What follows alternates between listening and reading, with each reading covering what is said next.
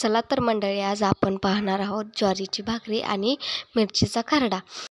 पहिल्या बाया ह्या काटवटीमध्ये भाकरी करायच्या, पण शक्यतो आता काटवट बघायलाही भेटत नाही। चला तर सुरुवात करूया आपण आपल्या रेसिपीला।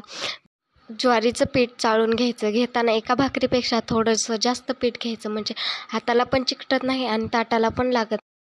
ज्वारीचं पीठ घेऊन थोडं थोडं पाणी टाकून चांगलं असं मळून घ्यायचं।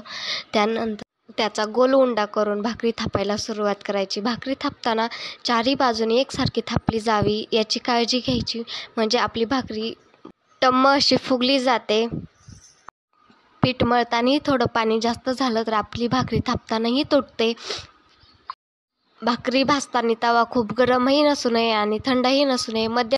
भाकरी तव्यावर टाकताना दोन्ही हातांनी अलगदपणे उचलून तव्यावर मांडावी। त्याच्यानंतर लागेल तसे पाणी घेऊन भाकरीवर लावावे व भाकरी पलटावी। ज्वारीच्या भाकरीपेक्षा मक्याची भाकरी खायला जास्त छान लागते। सगळ्या बाजूंनी भाकरी चांगली भाजून घ्यायची व नंतर पलटी करून ठेवायची। भाकरी भाजताना कधी गॅसवर न भाजता तव्यावर ठेवून भाजायची,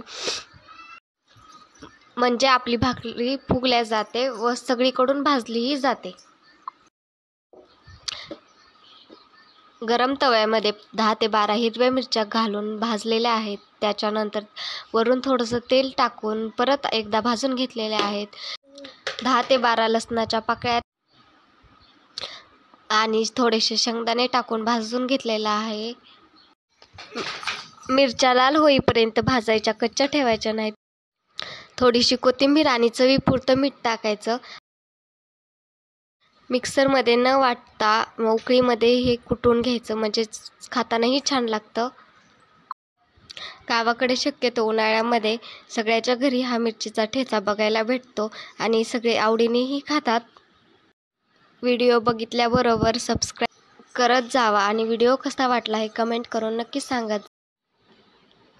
मोठ्या ताटामध्ये गरम गरम भाकरी, मिरचीचा ठेचा, त्यावरून घातलेले थोडेसे तेल आणि चिरलेला कांदा। कसा वाटला व्हिडिओ कमेंट करून नक्की सांगा।